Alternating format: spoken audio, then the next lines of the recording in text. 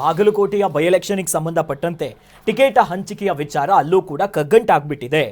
ದಿವಂಗತ ಮೇಟಿಯವರ 4 ಪುತ್ರರು ಟಿಕೆಟ್ಗಾಗಿ ಪೈಪೋಟಿ ನಡೆಸುತ್ತಿದ್ದಾರೆ. ಅಲ್ಲದೆ ಬಾಯಕ್ಕ ಮೇಟಿಯವರು 20ನೇ ತಾರೀಕು ನಾಮಪತ್ರವನ್ನ ಸಲ್ಲಿಸುವುದಾಗಿ ಈಗಾಗಲೇ ಒಂದು ಬಹಿರಂಗ ಹೇಳಿಕೆ ಕೊಟ್ಟುಬಿಟ್ಟಿದ್ದಾರೆ.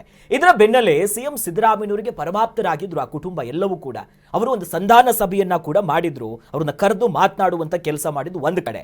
ಇನ್ನೊಂದು ಕಡೆಯಲ್ಲಿ ವೀಣಾ ಕಾಶಪ್ಪನವರು ಕೂಡ ನಮಗೆ ಟಿಕೆಟ್ ಬೇಕು ಅಂತ ಅವರು ಕೂಡ ಒಂದಿಷ್ಟು ಬೇಡಿಕೆಯನ್ನು ಮುಂದಿಡ್ತಿದ್ದಾರೆ. ಇದೇ ವಿಚಾರವಾಗಿ ಸಿಎಂ ಸಿದ್ದರಾಮಯ್ಯನವರು ಕೂಡ ಒಂದು ಹೇಳಿಕೆ ಕೊಟ್ಟಿದ್ದಾರೆ. ನೋಡ್ಬರೋಣ. ಮತ್ತೆ ದಾವಣಗೆರೆ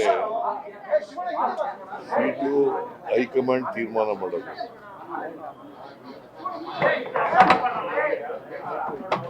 ಸುರ್ಜೇವಾಲ ಅವರು ಕರ್ನಾಟಕಕ್ಕೆ ಬರ್ತಾ ಇದ್ದಾರೆ ಫ್ರೈಡೆ. ಅಷ್ಟರೊಳಗಡೆ ನಿನ್ನೆ ದಾವಣಗೆರೆಗೆ ಹೋಗಿದ್ರು ಒಂದು ಟೀಮು, ಮತ್ತೆ ಬಾಗಲಕೋಟೆಗೂ ಕೂಡ ಹೋಗಿದ್ರು. ಅವರು ರಿಪೋರ್ಟ್ ಕೊಡ್ತಾರೆ. ಆ ರಿಪೋರ್ಟ್ ಆಧಾರದ ಮೇಲೆ ನಾನು ಡಿಕೆ ಚರ್ಚೆ ಮಾಡಿ ಸುರ್ಜೇವಾಲ ಜೊತೆ ಮಾತಾಡಿ ಕಳಿಸ್ಕೊಡ್ತೀನಿ. ಮೇಟಿ ಕುಟುಂಬದವರು 3 ಜನ ಟಿಕೆಟ್ ಕೇಳ್ತಾ ಇದ್ರು. ಮಲ್ಲಿಕಾರ್ಜುನ, ಉಮೇಶ ಮತ್ತೆ ಮಾದೇವಿ.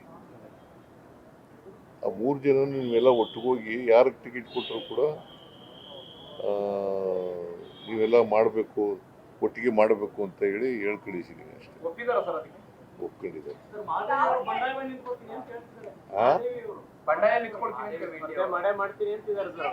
ನಿಮ್ ಜೊತೆ ಹೇಳಿದ್ರ ಯಾವಾಗ? ಏನಂತ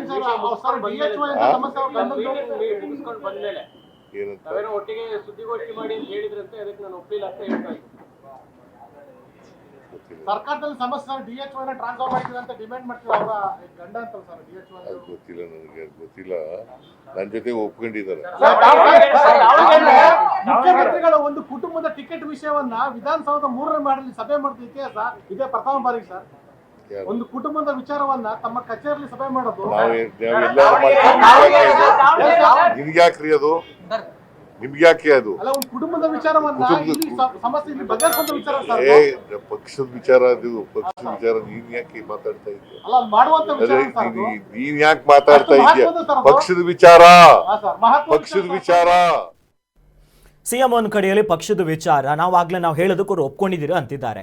ಬಟ್ ಇವತ್ತು ಮಾದೇವಿ ಮೇಟಿಯವರ ಮಾತು ನೋಡ್ತಾ ಇದ್ರೆ ಯಾವುದೇ ಕಾರಣಕ್ಕೂ ಒಪ್ಪೋದಿಲ್ಲ ಅಂತ ಒಂದ್ ರೀತಿ ಬಂಡಾಯದ ಕಿಡಿಯನ್ನೇ ಅವ್ರು ಉಗುಳ್ತಾ ಇದ್ರು ಇವತ್ತು. ಅಲ್ಲ, ಸಿ ಎಮ್ಮು ಹೇಗಾಗಿದೆ ಅಂದರೆ ಇವರೆಲ್ಲ ಪ್ರಶ್ನಾತೀತರು ಅನ್ನೋ ರೀತಿಯಲ್ಲಿ ಮಾಧ್ಯಮದ ಮುಂದೆ ಬರಲೇಬಾರ್ದು. ಪ್ರಶ್ನೆಗಳದ್ದು ಕೇಳೋದಕ್ಕೆ, ಉತ್ತರಿಸೋದಕ್ಕೆ ಆ ರೀತಿ ನೀನು ಯಾರು ನಾನು ಯಾರು ಅನ್ನೋ ಲೆಕ್ಕಕ್ಕೆ ಹೋಗೋದಾದರೆ ಒಬ್ಬ ಮುಖ್ಯಮಂತ್ರಿಯ ಭಾಷಾ ಪ್ರಯೋಗ ಈ ಮಟ್ಟಕ್ಕೆ ಇಳಿಬಾರ್ದು. ಮೊದಲಿಗೆ ಒಬ್ಬ ಮಾಧ್ಯಮದ ಪ್ರತಿನಿಧಿ ಏನಾದರೂ ಪ್ರಶ್ನೆ ಕೇಳಿದಾಗ ಅದಕ್ಕೆ ಉತ್ತರಿಸೋ ರೀತಿ ನಾವು ಇಂಥ ಹಿರಿಯರು ಮುತ್ಸದ್ದಿಗಳಿಂದ ಈ ರೀತಿಯಾದ ಪದೇ ಪದೇ ಈ ರೀತಿ ಮಾಧ್ಯಮವನ್ನು ಅವಹೇಳನ ಮಾಡುವಂಥದ್ದು. ಹೌದು, ಆತ ಇಡೀ ಮಾಧ್ಯಮದ ಪ್ರತಿನಿಧಿಯಾಗಿರ್ತಾನೆ. ಯಾವುದೋ ಒಂದು ವಾಹಿನಿಗೆ ಅವರನ್ನು ಪ್ರತಿನಿಧಿಸುವಾಗ ಭಾಷಾ ಪ್ರಯೋಗ ಏನಿದೆ, ನೀನು ನೀನು ಅವರು ಅದೇ ರೀತಿ ಅವರೇನಾದ್ರು ಉತ್ತರಿಸ್ಬಿಟ್ರೆ ನಿಮ್ಮ ಕಥೆ ಏನಾಗಬೇಕು? ಒಂದು ಇವರೆಲ್ಲ ಒಂದು ಸ್ಥಿಮಿತ ಕಳ್ಕೊಂಡ್ಬಿಟ್ಟಿದ್ದಾರೇನೋ ಅನ್ನೋಂಥ ನಿಟ್ಟಲ್ಲಿ ಒಂದೊಂದ್ಸರಿ ಒಂಥರ ಯೋಚನೆ ಬಂದ್ಬಿಡುತ್ತೆ ನಮಗೆ. ಹೌದು, ಅದು ಮಾಧ್ಯಮವಾಗಿ ಪ್ರಶ್ನೆ ಮಾಡೋದು ಅವ್ರ ಹಕ್ಕು. ಪ್ರಶ್ನೆ ಮಾಡಿದ್ದಾರೆ, ಪ್ರಶ್ನೆಯಲ್ಲಿ ಹುರುಳಿಲ್ಲ ಅಂತಂದರೆ ಅದನ್ನು ಬದಿಗೊತ್ತಿ ಮುಂದಕ್ಕೆ ಹೋಗ್ಬೋದು. ಪ್ರಯೋಗ ಮಾಡುವಂಥ ಅವಶ್ಯಕತೆ ಇಲ್ಲ. ನಿಮ್ಮನ್ನ ಉತ್ತರ ಕೊಡಲೇಬೇಕು ಸರ್ ಅಂತ ಏನಾದರೂ ಅಡ್ಗಟ್ಟಿ ನಿಂತಿದ್ರೆ ನೀವು ಹೇಳ್ಬೋದು, ಯಾರಪ್ಪ ಅಡ್ಗಟ್ತಾ ಇದೆಯಾ ಅನ್ನೋಂಥ ಕಾನ್ಸೆಪ್ಟ್. ಪ್ರಶ್ನೆ ಕೇಳಿದರೆ ಉತ್ತರಿಸೋದಕ್ಕೆ ಅದರಲ್ಲಿ ಹುರುಳಿಲ್ಲ ಅಂತಂದ್ರೆ ಬಿಟ್ಬಿಡಿ.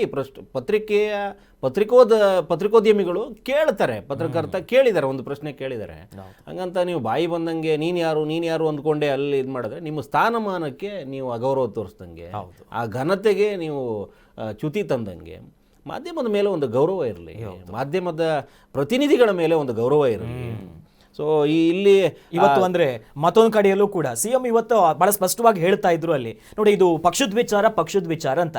ಈ ಟಿಕೆಟ್ ಹಂಚಿಕೆ ವಿಚಾರದ ವಿಧಾನಸೌಧವರೆಗೂ ಯಾಕೆ ಕರ್ಕೊಂಡ್ ಬಂದು ಅದನ್ನ ಚರ್ಚೆ ಮಾಡಬೇಕಿತ್ತು ಅದ್ರ ಬಗ್ಗೆ ಕೂಡ ಮುಖ್ಯಮಂತ್ರಿಗಳು ಸ್ವಲ್ಪ ಯೋಚನೆ ಮಾಡಬೇಕಿತ್ತು. ಪಕ್ಷ ಬೇರೆ ಟಿಕೆಟ್ ಬೇರೆ ಅನ್ನೋ ಮಾತಾಡೋರು ಟಿಕೆಟ್ ಹಂಚಿಕೆ ವಿಚಾರ ವಿಧಾನಸೌಧದವರೆಗೂ ಅವ್ರನ್ನ ಕರೆದು ಸಂಧಾನ ಸಭೆ ಮಾಡುವಂತ ವಿಚಾರ ಏನಿತ್ತು? ಸಹಜವಾಗಿ ಇವರಲ್ಲಿ ಸಿಕ್ಲಿಲ್ಲ ಅಂದ ಪಕ್ಷದಲ್ಲಿ ಆ ಕಡೆಯವರು ಇಲ್ಲಿ ಬಂದು ಕೂತ್ಕೊಳ್ಳುವಂಥದ್ದು ಸಹಜ ಪ್ರಕ್ರಿಯೆ. ಅದೀಗ ಏನಾಗಿದೆ, ಇವ್ರು ಆ ಕಡೆ ಹೋಗೋ ಮನ್ಸು ಮಾಡ್ತಾ ಇಲ್ಲ ಅಂತಂದ್ರೆ ಟಿಕೆಟ್ ಆಕಾಂಕ್ಷಿಗಳು ಇಲ್ಲಿ ಬಂದು ಕೂತಿದ್ದಾರೆ ಅಷ್ಟೇ. ಇವ್ರು ಕರೆದಿದ್ದಾರೆ ಅನ್ನೋದು ಮೇಲ್ನೋಟಕ್ಕಿದ್ರೆ ಅವರೇ ಬಂದು ಕೂತಿರ್ಬೋದು, ಅಥವಾ ಮನವೊಲಿಸೋಕೆ ಒಂದು 3 ಜನ ಒಟ್ಟಿಗೆ ಕೂತಿಸಿರ್ಬೋದು. ಇವ್ರು ಹೋಗುವಂತ ಪ್ರಯತ್ನ ಮಾಡಬಹುದಾಗಿತ್ತು. ಆದ್ರೆ ಇಬ್ಬರು ಪುತ್ರರು ಒಬ್ರು ಪುತ್ರಿ ಬಂದು ಇಲ್ಲಿ ಅವ್ರ ಹತ್ರ ಟಿಕೆಟ್ಗಾಗಿ ಕೂತ್ಕೊಂಡಿರುವಂಥದ್ದು ನೋಡಿದ್ರೆ, ಅಂದ್ರೆ ಇವರು ತಂದೆ ಸಾವನ್ನ ಮರೆತು ಟಿಕೆಟ್ಗಾಗಿ ಈ ರೀತಿ ಹೋರಾಡ್ತಾ ಇರೋದು, ಬಡದಾಡ್ತಾ ಇರೋದು ನೋಡಿದ್ರೆ ಯಾವ ಮನುಷ್ಯತ್ವನೂ ಉಳಿದಿಲ್ಲ ಇಲ್ಲಿ. ಯಾವ ಸಾವಿಗಾಗಿ ಕಾಯ್ತಿದ್ರೇನೋ ಅನ್ನೋ ರೀತಿಯಲ್ಲಿ ಟಿಕೆಟ್ಗಾಗಿ ಇವರು ಹೋರಾಡ್ತಾ ಇರುವಂಥದ್ದು ನೋಡಿದ್ರೆ ಇಲ್ಲಿ ಯಾವ ಸಂಬಂಧಗಳು ಉಳಿದಿಲ್ಲ. ತಂದೆ ಸತ್ತಿದ್ದಾರೆ, ಆ ಕ್ಷೇತ್ರದ ಇದು ಖಾಲಿಯಾಗಿದೆ, ನಾವು ಹೋಗಿ ಕೂತ್ಕೋಬೇಕು, ಸಾವಿನ ಸಿಂಪತಿನ ಗಿಟ್ಟಿಸ್ಕೋಬೇಕು, ದರಿದ್ರ ಪದ್ಧತಿಗೆ ಬಂದು ಕೂತ್ಕೊಂಡ್ಬಿಟ್ಟಿದ್ದೀವಿ. ಇವೆಲ್ಲ ಏನು ಸಮಾಜಕ್ಕೆ ಮಾದರಿ ಸಂದೇಶ ಕೊಡ್ತಾರೆ ಇವರು ಅಂತಂದರೆ ಇದೇನೆ. ರಾಜಕೀಯದಲ್ಲಿ ಯಾವುದನ್ನು ಅಳತೆ ಹಾಕೋಕ್ಕಾಗೋದಿಲ್ಲ ಅನ್ನೋದಕ್ಕೆ ಇದು ಒಂದು ಸಾಕ್ಷಿ. ಹೌದು, ಬದುಕಿದ್ದ ಮಗನಿಗೆ ಆಗಿ ಇವರೆಲ್ಲ ಒಂದು ಕಡೆ ದಾವಣಗೆರೆ ಓಡಾಡ್ತಾ ಇದ್ರೆ, ತಮ್ಮ ಮಗ ಇವ್ರದ್ದು ಫ್ಯಾಮಿಲಿ ಕುಟುಂಬ ಓಡ್ಕೊಂಡು ಓಡಾಡ್ತಾ ಇದ್ರು ಒಂದು ಕಡೆ. ಇಲ್ಲಿ ಸತ್ತ ಅಪ್ಪನನ್ನ ಹಂಗೆ ಬದಿಗೋಗಿಸಿ ಆ ಸೀಟನ್ನು ನಮಗೆ ಕೊಡಿ ಅನ್ನೋದಕ್ಕೆ ಮನೆ ಹೊಡ್ಕೊಂಡು ಕೂತ್ಕೊಂಡಿದ್ದಾರೆ. ಈ ವ್ಯವಸ್ಥೆನ ನೋಡ್ತಾ ಇದ್ರೆ ಒಂದೊಂದು ಸರಿ ರಾಜಕೀಯ ಎಲ್ಲಿಗೆ ಬಂದು ನಿಂತ್ಕೋತು ಅನ್ನೋಂತ, ಅಂದ್ರೆ ಮೊದಲಿಂದನೂ ಬಂದಿರೋ ಪದ್ಧತಿನೇ, ಇವರು ಆಲದ ಮರಕ್ಕೆ ಜೋತು ಬಿದ್ದಿದ್ದಾರೆ ಅಷ್ಟೇ, ಮತ್ತೆ ಏನು ಮಾಡ್ತಾ ಇಲ್ಲ. ಅದನ್ನ ಸ್ಪಷ್ಟವಾಗಿ ಒಂದು ಹಿಡಿತಕ್ಕೆ ತಗೊಂಡು ಎಲ್ಲೋ ಒಂದು ಕಡೆ ನಿರ್ಧಾರಕ್ಕೆ ಬರಬೇಕಾಗಿರುವ ಹೈಕಮಾಂಡು ಅಥವಾ ಈ ರಾಜಕೀಯ ನಮ್ಮ ರಾಜ್ಯದ ಮುಖಂಡರುಗಳು ಬೀದಿ ನಾಟಕ ಮಾಡಿಸೋದಕ್ಕೆ ಬಿಟ್ಟುಬಿಟ್ಟಿದ್ದಾರೆ. ಇದು ಒಂದು ಇವರೊಂದು ಹಿಡಿತ ಇಲ್ಲದಿರುವಂಥದ್ದು. ಒಂದು ಇವರ ಕುರ್ಚಿ ಗುದ್ದಾಟ, ಸಚಿವ ಸಂಪುಟದ ಪುನರ್ರಚನೆ ಬಗ್ಗೆ ಇವರ ಸಡಿಲಿಕೆ, ಜೊತೆಗೆ ಈ 2 ಚುನಾವಣೆಯಲ್ಲಿ ಉಪಚುನಾವಣೆಗೆ 2 ಕ್ಷೇತ್ರದ ಟಿಕೆಟ್ ಹಂಚಿಕೆಯಲ್ಲಿ ಒಂಥರ ಮಾನವನ್ನು ಹರಾಜಿಗೆ ಇಟ್ಕೊಂಡು ಕೂತಿದೆ ಕಾಂಗ್ರೆಸ್ ಸದ್ಯದ ಪರಿಸ್ಥಿತಿಯಲ್ಲಿ. ಅದನ್ನೇ ಕೇಳಿದ್ರೆ ಇವರು ಪಿತ್ತ ನೆತ್ತಿಗೇರಿಸ್ಕೊಂಡು ಮಾತಾಡೋಕೆ ಶುರು ಮಾಡ್ತಾರೆ. ನಿಮಗೆ ಹಿಡ್ತಾ ಇಲ್ವಲ್ಲ, ಅಲ್ಲಿ ಬಗೆಹರಿಸಬೇಕಾಗಿರೋದನ್ನ ಇಲ್ಲಿ ವಿಧಾನಸೌಧವರೆಗೂ ತಂದುಕೊಂಡು ಕೂರಿಸ್ಕೊಂಡ್ಬಿಟ್ರಲ್ಲ ಒಂದು ಮನೆಯವ್ರನ್ನ ಅನ್ನೋ ಒಂದು ಪ್ರಶ್ನೆ ಎದುರಾದ್ರೆ ಉತ್ತರಿಸೋದಕ್ಕೆ ಇವರಿಗೆ ಇಲ್ಲ.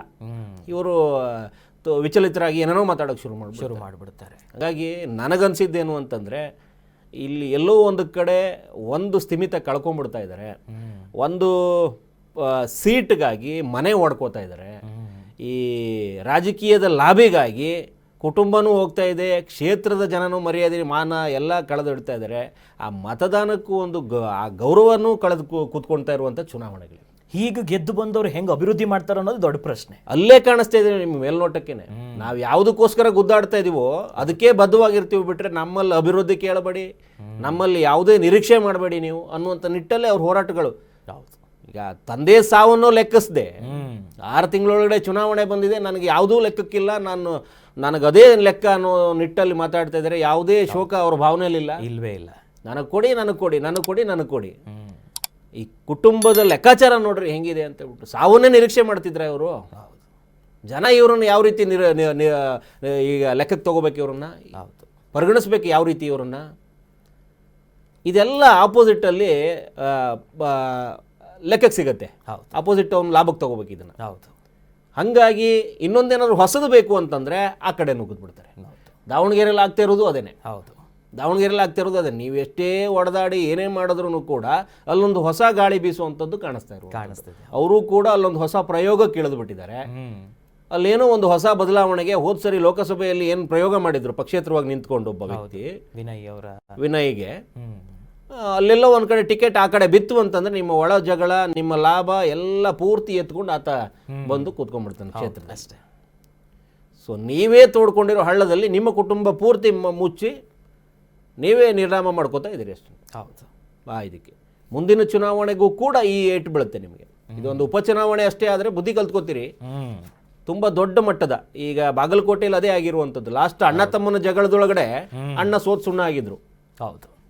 ಏನು ಗೆದ್ದು ಪೂರ್ತಿ ಇಡೀ ನನ್ನ ಕ್ಷೇತ್ರವೇ ನಂದು ಅನ್ನೋ ನಿಟ್ಟಲ್ಲಿ ಚರಂತಿ ಮಟ್ಟು ಓಡಾಡ್ಕೊಂಡಿದ್ದು ಸ್ವಂತ ತಮ್ಮನೇ ಪಕ್ಷೇತರವಾಗಿ ನಿಂತು ಒಂದು 10,000 ಓಟ್ ತಗೋತಾರೆ. ಇವರು ಒಂದು 5-6 ಸಾವಿರ ಓಟಲ್ಲಿ ಸೋಲ್ತಾರೆ.